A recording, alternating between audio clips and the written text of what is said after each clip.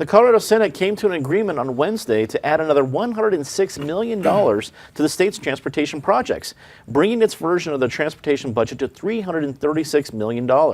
However, the budget now heads to the House, where the additional funds may be struck from the bill.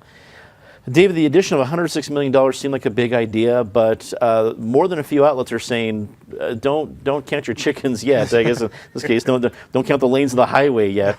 What do you think about the transportation funding status? I think the Colorado Sun had a really solid report on it, which detailed the steps in the legislative process.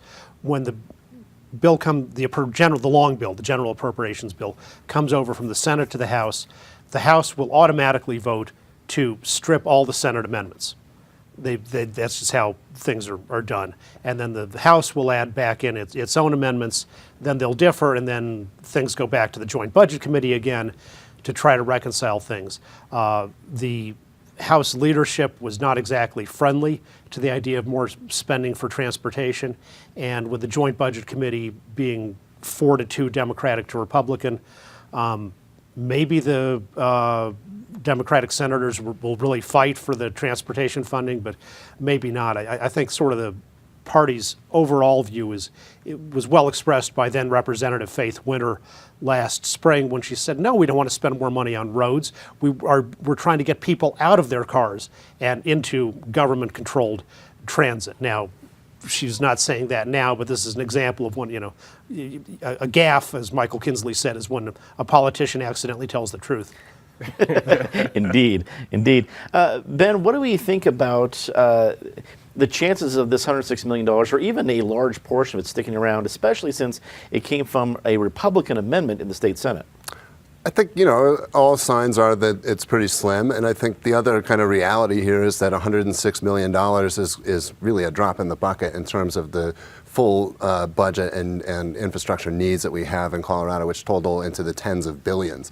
What I think is interesting is that they're quibbling over this 100% or $100 million, which is a small percentage of what's needed, and they've committed $0 to additional opioid treatment in this state legislative session, in spite of every single leader on the majority and minority and the governor mentioning opioid treatment on opening day. So I think that's fascinating that they're kind of distracting us with this little bit of money while doing nothing over here. Brother Jeff, there are few universal topics in Colorado that get both progressives and conservatives to agree. But the fact that our roads are not what they should be in Colorado, people can agree on that. Yet we're not seeing a whole lot of movement there. Do you think that universal, bipartisan opinion, at least from citizens, might change some minds in the House? Well, I know there may be agreement, but it always boils down to who's going to get the credit. And I can guarantee you the Republicans are not going to get a win in the wake of this blue wave and say that we were able to find $160 million and it's going to come from somewhere in the administration. And if that's the strategy, they're going to go back into their base and say, we didn't win that either. So as they're looking for new leadership, they're going to have to look for new strategies. And I guarantee you the House is not going to give them a $160 million increase. They're going to go away and have to explain why they weren't able to secure more funding, especially by saying we don't know where it's going to come from. Patty, the state Republican Party is electing a new chair this week. Do they turn this issue into something they want to talk about? If the one Republican amendment fails in the House, perhaps this is an issue they can use. Well, it's going to be a tricky one because it may not pass through. It's not just who gets the credit, but who gets the money. And you still see the urban and rural divide here. I think probably what we need to do is do kind of what Denver is doing. Make the head of the Colorado Department of Transportation an elected position.